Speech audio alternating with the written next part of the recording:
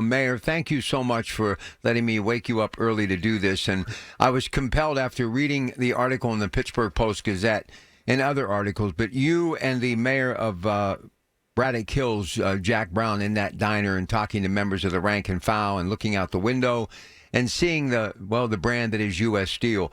This has absolutely got to be frightening for you, but you being such a young man, a lot of those constituents in your age category, and the last thing they want to be thinking about is within a handful of years, if not sooner, U.S. Steel disappears from the Mon Valley and this region, which I believe if that happens, we will never recover. So your thoughts, and good morning, and again, thank you. Oh, good morning.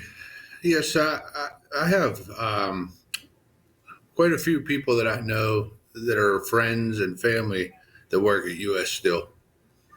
And I mean, being at my age, I was 7 to 12 years old, I guess, the first time all the jobs left from the steel mills.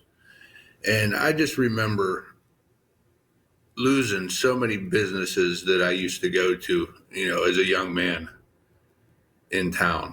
And I believe if this doesn't happen and U.S. Steel goes out of the Mon Valley,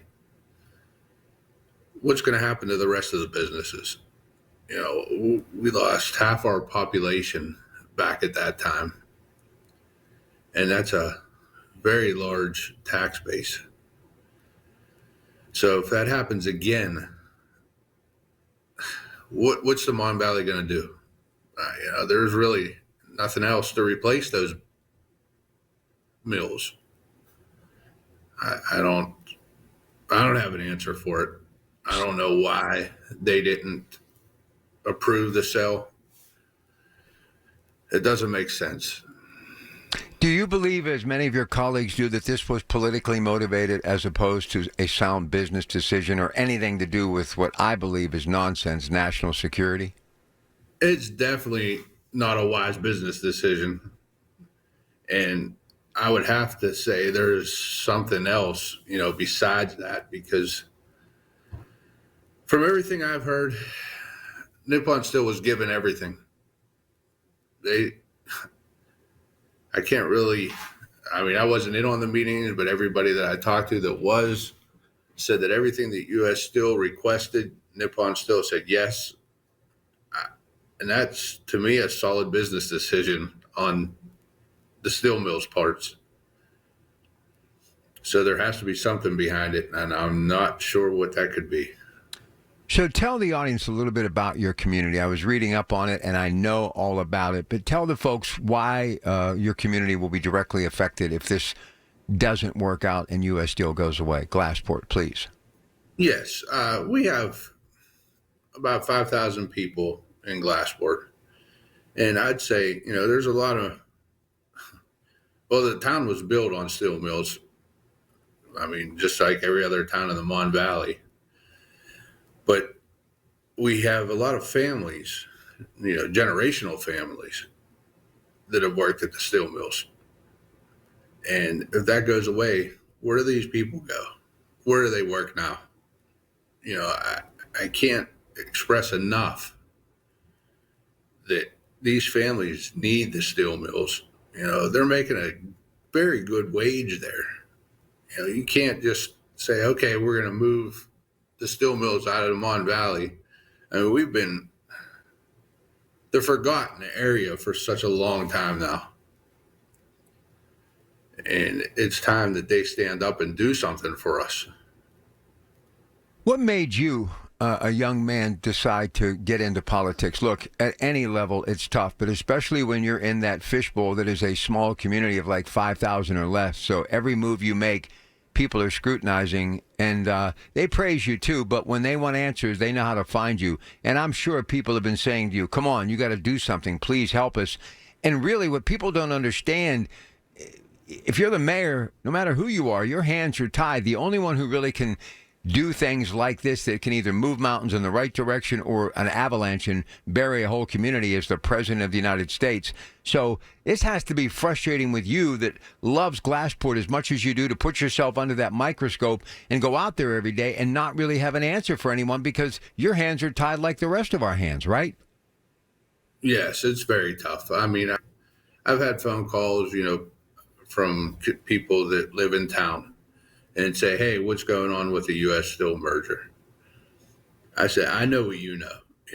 I don't have an answer for you. I'm sorry, but whatever they're saying on the news, you know, we've written to the president. We've sat on calls with each other." I said, and it's not just me, it's the other mayors from all the boroughs, cities. I said, I don't know what else we can do. I want it to happen just as much as the boots on the ground do. I've talked to many of the people that have worked previously at U.S. Steel, that work there now, and they're all for it. And if you're a worker there and you're telling me that you're for this, I don't understand how it can happen. Well, I alluded to this, Mayor, and I don't know if you heard or not, but yesterday I had a gentleman call in who's worked at Edgar Thompson for 18 years. So that puts him, out of high school, I'm thinking close to 40, obviously in the midst of raising a family, paying a mortgage, car payment, all the stuff that comes with being a responsible adult. And he's wondering about his future now. And you know as well as I do, minimum wage to actually survive in America, you got to make between 70 and 100 grand a year. And that's pretty much minimum wage, or the minimum that people can use to survive in America. Not literally the minimum wage, but I think you know what I mean. You got to make at least that amount. Where are you going to find these jobs? I mean, they just don't exist. And all the building trades jobs that are going to be affected by that $2 billion amount of money that was going to be put into the Mon Valley, I mean, that's going to cause many people in the building trades to collect unemployment and not to be able to work throughout the calendar year. And the small diner that I alluded to earlier, the money, the cup of coffee, the donut, all the little things that add up. And we can't afford to board up any more buildings on Main Street America. This thing has such overtones to it that no matter what anybody tries to tell me, when you have a company saying we're going to give you $15 billion in cash, we're going to put as much as $2 billion, and we all know how that goes. Even a kitchen project, you may have a set amount, but it always ends up doubling in the end. So there'll probably be more than that, and you're going to have people in the building trades working for years. It will also make those mills up to speed for the next 50 to 100 years. They're going to be able to pump out steel. We're going to be able to be involved in projects from not just in this country, but around the world. And there's no way Nippon's going to invest all this money and simply say, we don't want to be here anymore. And they even gave the government veto power for the next 10 years.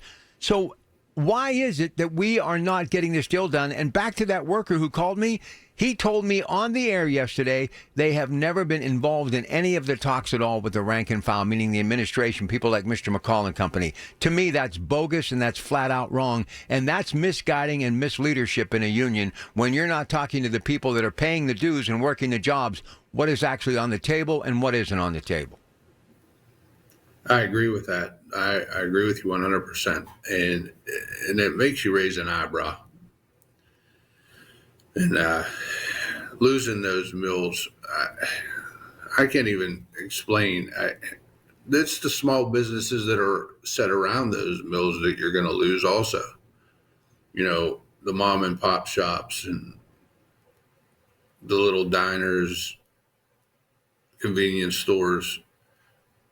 It's going to be a ghost town. It's sad to say. Well, listen, I'm going to let you go and try to get a little R&R here on this Sunday. And just know that if I can help in any way, you have my number now. Please reach out. Just keep talking and maybe somebody will listen. And look, this has nothing to do with being a D or an R.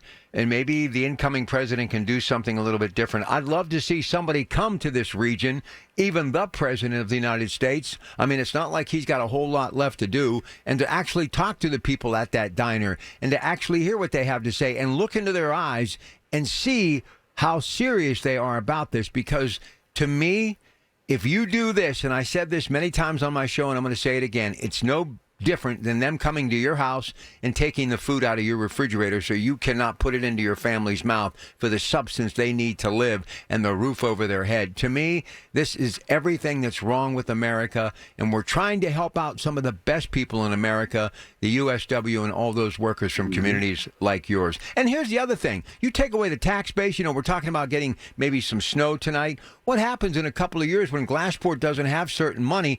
You're already having a tough time getting the materials to be able to keep the streets clean. The best thing that's happened, we haven't had a lot of snow lately. So That's right. the big ticket item is police, fire, resources, all these things going to be cut in half. I mean, I think the mayor of Clareton said like 13% of their tax base comes from U.S. Steel. So this is going to be crippling, and it could happen sooner than later. Is that a fair statement? Yes, that's a very fair statement. U.S. Steel is a very good neighbor to us also. I mean, they've donated so much money to projects we've had over here. Our volunteer fire department's gotten equipment from them. I don't. They've done so much for our borough. I can only imagine what they've done for the other communities that are a little larger than us. So I can't see a world where Glassport's here and there's no steel mills. It's Unfathomable is what it is. yeah, it really is. It really is, and it's such a bad move on the president's part. I don't know what he's thinking. Well, all I know is at least you were nice enough to do this for me today, and I won't forget it. And the phone works two ways, so just keep up the good fight, and let's just hope for the best and keep praying, and maybe we'll have some good news as we head into 2025. I appreciate your time today, sir. Yes, no problem. Thank you. All right, Mayor Keith. I appreciate it. You bet. I appreciate you. Mayor Keith DiMarco of Glassport.